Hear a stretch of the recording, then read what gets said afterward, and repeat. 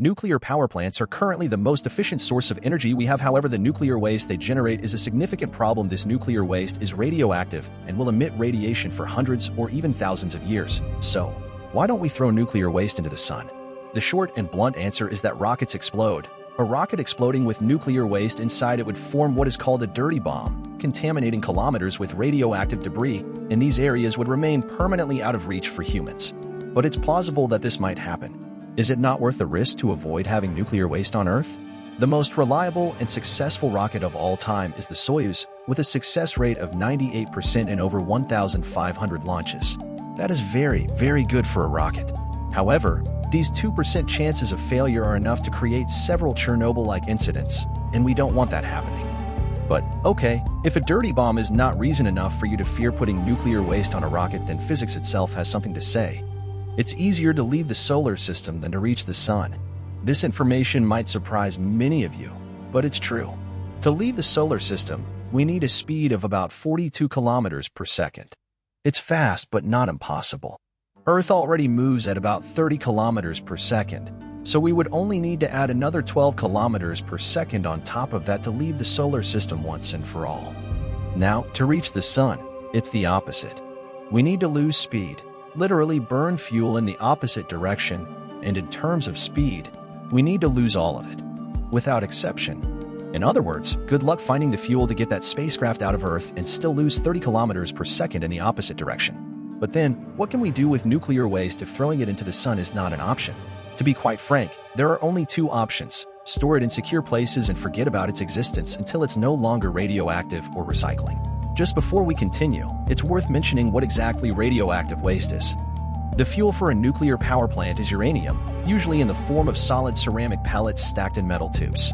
So, I already feel like debunking the myth that uranium in a power plant is a bright green liquid. It's not. It's pretty dull. In fact, this uranium is usually a mix of about 95.5% uranium-238 and 4.5% uranium-235. The 235 and 238 are the sum of the protons and neutrons of uranium. All uranium has 92 protons, but you can have a variable number of neutrons. For example, uranium-235 has 143 neutrons, and uranium-238 has 146. In a nuclear power plant, only these 4.5% of uranium-235 are the actual. It is bombarded to cause nuclear fission, and in this fission, uranium is split into two different atoms. This process releases a lot of energy, which is why nuclear power plants are a more efficient energy production method that we have today. But what atoms are produced after a fission? This is a random process. Any two materials from the periodic table with fewer protons and neutrons than 235 can be created. But there are certain combinations of atoms that are more probable. The most common fission products are cesium, iodine, and strontium. Uranium-238 is much more common in nature than uranium-235, but the chances of fission occurring after it absorbs a neutron are practically nil. But what can happen is when it absorbs a neutron, becoming uranium-239, it will decay into plutonium-239. Yes, plutonium. You've probably heard of it. These fuel rods, filled with these uranium pellets, last about 6 years in a reactor until the quantity of uranium-235 is so small that the process is no longer efficient. And in the end, we have a mixture in which approximately 94% of it is composed of uranium-238. 1% is plutonium-239, 1% is uranium-235, and the rest are various atoms that are fission products. And this is the nuclear waste produced in a power plant. Everything in this mixture is radioactive. Usually, this waste is kept underwater in pools for 5 to 8 years until radiation levels decrease to levels that can be cooled without water. And water serves two functions. It cools the waste, but it is also an excellent natural shield for radiation. So, since sending this waste to the sun is no longer an option, what we can do is store it.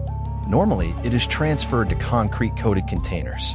This type of storage is designed to last from 50 to 300 years, which is sufficient time for most of the radioactive material inside it to decay. But not all of it. A portion of the nuclear waste produced would need tens of thousands of years to be safe. Therefore, we need to create storage facilities that last for thousands of years and do not require maintenance. One option is to place this waste inside mountains and leave it there for the next thousands of years. This may sound absurd and seem equivalent to sweeping dirt under the rug, but we know it is safe. Traces have been found that 2 billion years ago there were natural nuclear reactors and mountains in a region currently known as Gabon, in Africa.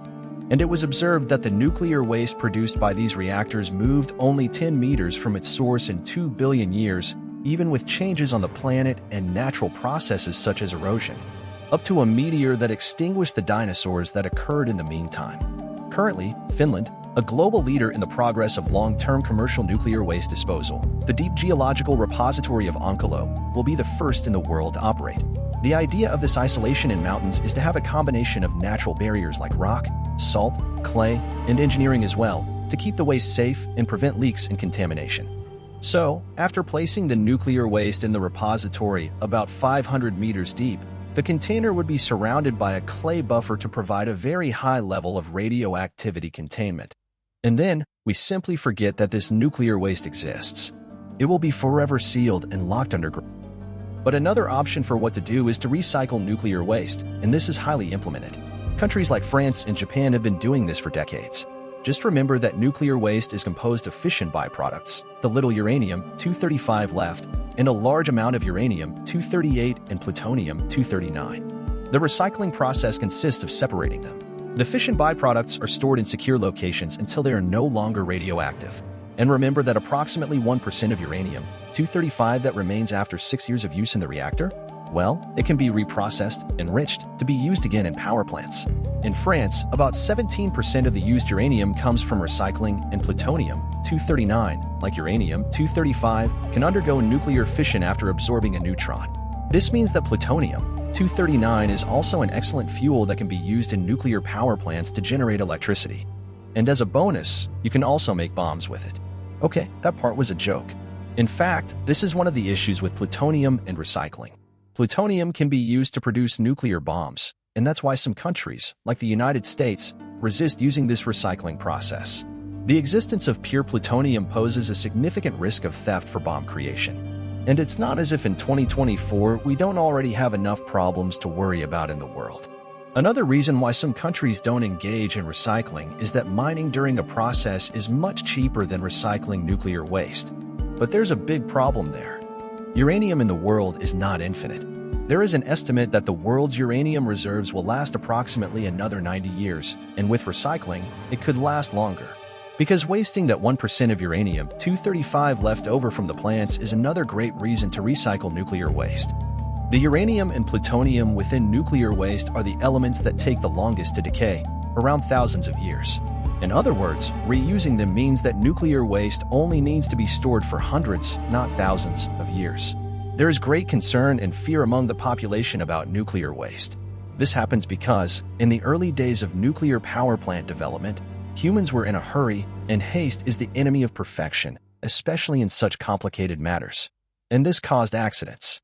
But just for comparison, since the beginning of the use of nuclear power plants in 1954, almost 70 years ago, a total of 500,000 tons of nuclear waste have been produced worldwide. In this amount, clothing, gloves, and objects that employees use to handle these materials are also included. So, let's compare this to something else to make more sense. 500,000 tons in 70 years worldwide. Brazil alone generates 4 million tons of textile waste every year.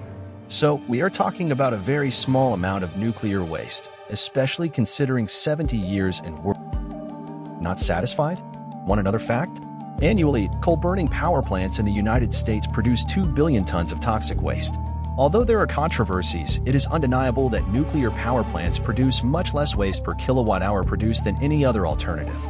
This comparison was not meant to say that nuclear waste is not a serious problem, but I made it because nuclear waste is often talked about in a very alarmist way. When, in fact, on the contrary, you store or recycle nuclear waste, and then it is no longer a problem. There are very solid and well-thought-out alternatives on how to deal with it, and we are at a time when humanity needs energy, especially clean energy. However, some of us are still more comfortable burning coal than using nuclear power plants.